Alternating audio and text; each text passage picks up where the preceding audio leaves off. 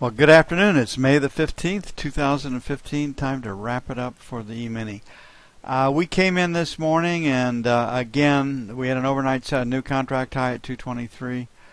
Selling failure to take out 223, 225 was the trade that we saw. And the market was giving us lower highs as we came in, and the first trade that came was a short off of that S right there, which was also a retest failure. And the market did sell, eventually getting down to I think 213 and a half. And then the market just kind of set in and set. And it really hasn't done anything ever since. The market, we had bad news this morning. The market did sell off that news, but the 50-lot trader, the large institution, a large institution or institutions, supported the market right here. And you can see when the market started to sell, they bought.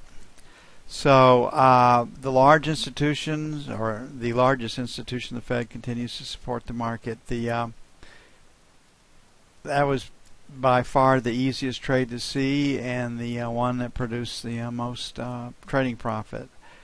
After that, not much. In this retest failure trade, buying against support highs and lows turns out to be the trade. I mean, you just starting to look like the note, isn't it? So here we sit, and this market could easily trade up into the close as the day trade shorts cover their shorts. Just not a lot going on today, and the E-mini's been pretty tough to trade. For lack of volatility and really for lack of selling to the downside.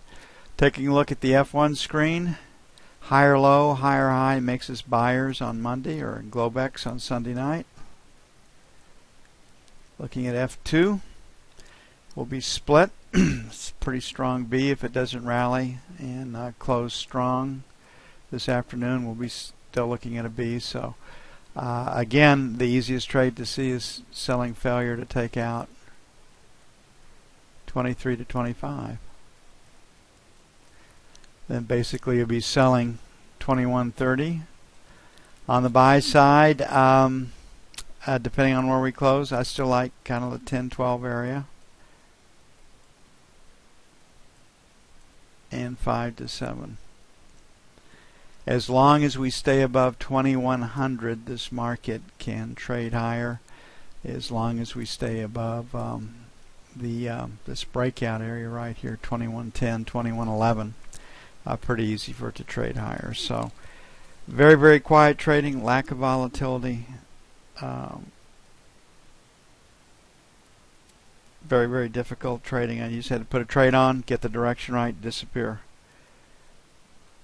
Come back at the end of the day. That's been it. But the easiest trade was to sell right off the opening, and hadn't gotten any better since then. Okay, financials are really, really strong, and they're strong for the right reasons. All the economic news was bad. Downward revisions to retail sales numbers. I mean, it just goes on and on. So the macroeconomic numbers beneath the economy continue to show economic weakness, and since October of 2014, last fall, a macroeconomic number is more likely to come in lower than higher than forecast. That's been the trend. Higher low, higher high makes us a buyer. Come Globex or Monday in this one, see if we can extend the range up.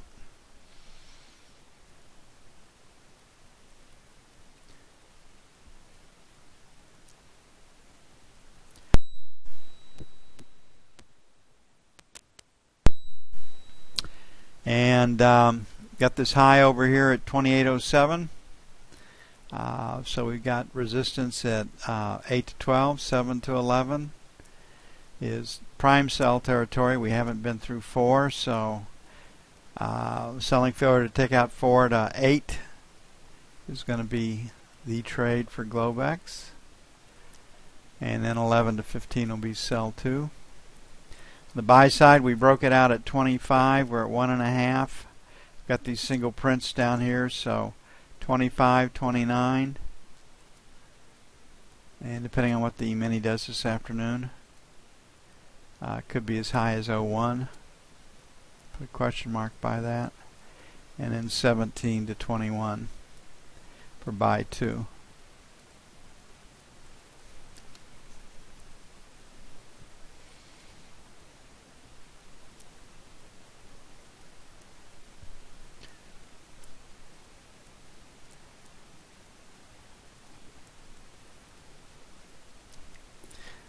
Okay, the knob spread when we started out this morning was at 26.12. It went out at 27.18.5. It picked up 30 seconds.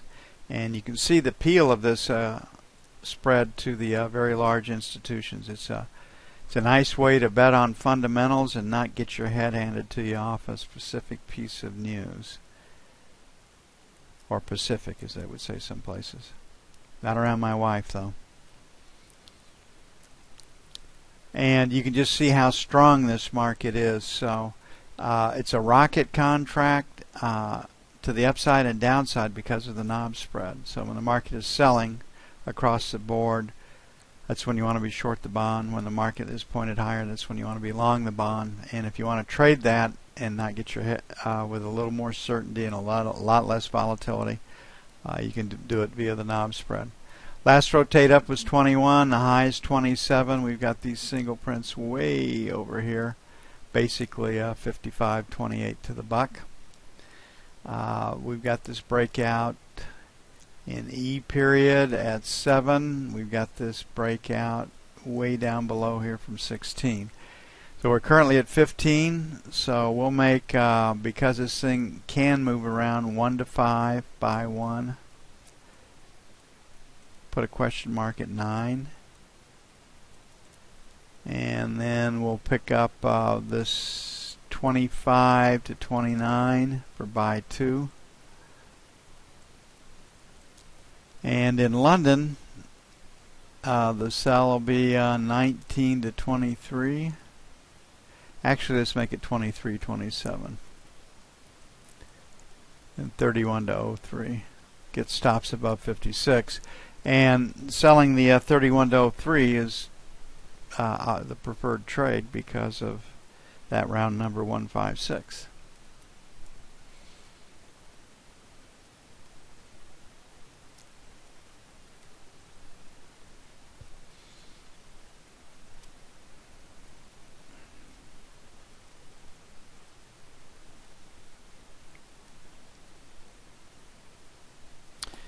Okay, last update, we left gold was flirting with 1225, hadn't been able to get through it, a pretty round number.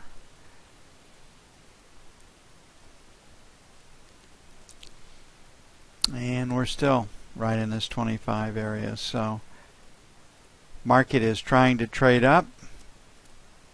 Do an S split here. Off the longest line of letters, are definitely dealing with a P, so the easiest trade to see is going to be failure to take out 25.27.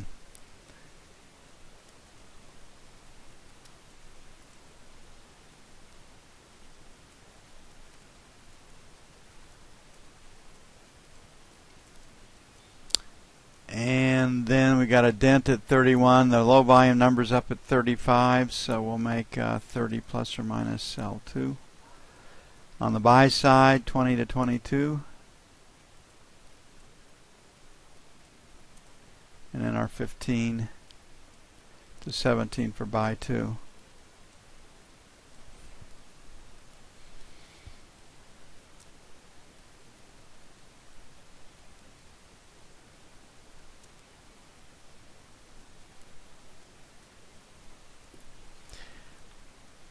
They put an interesting picture up on the one of the websites. It could have been Zero Hedge, where they showed a picture of the Gulf state meeting with Obama this week.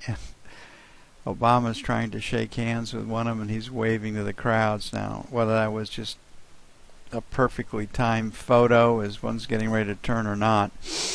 Who knows? But it shows you that another way, to even have that publisher put out there that the prestige of the United States has fallen quite a bit in the Middle East, and you don't have to look too far to find that.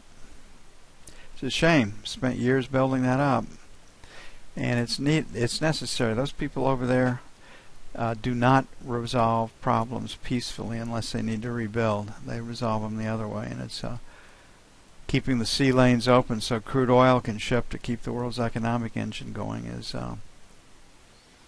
why you protect it.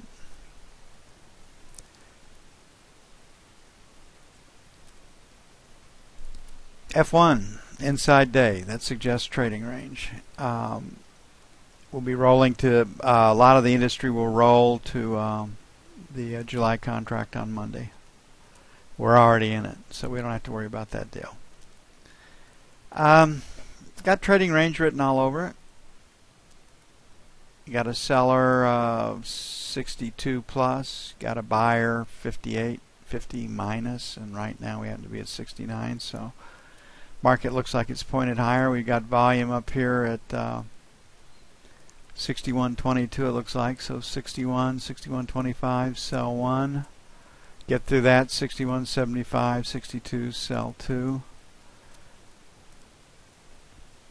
buying against 60 and a quarter buy 1, and then 59.50 59.75 buy 2.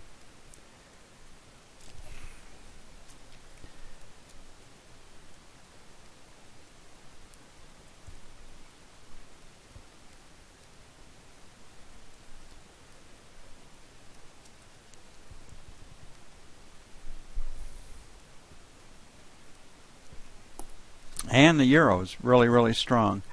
Hard to know where the deal is going, but I don't think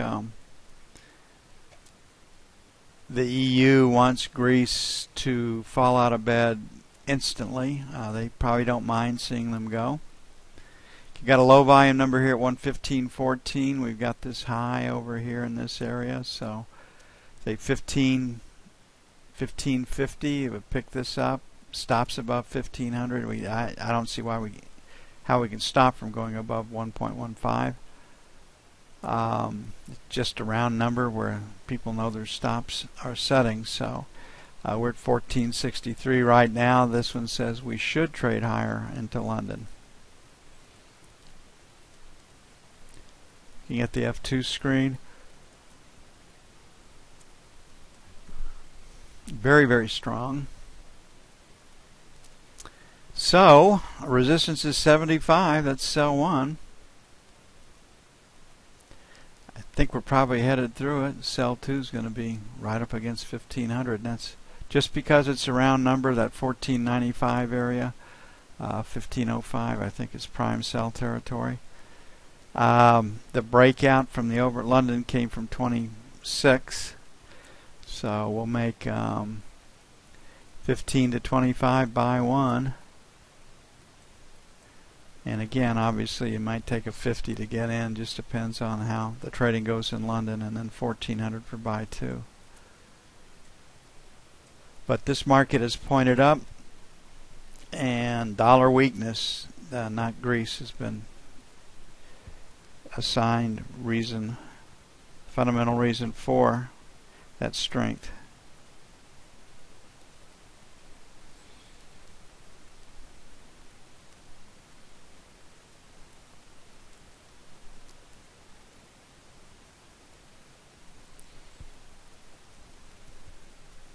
Folks, that's it for this week. I'll see you bright and early Monday morning. I wish you a great weekend. You got big storms in the forecast. Hopefully we don't get the great big storms that they forecast. There is a dry line coming out of the Rockies, but the impact of that is supposed to be well south of us, and I hope it doesn't do any damage. See you bright and early Monday morning.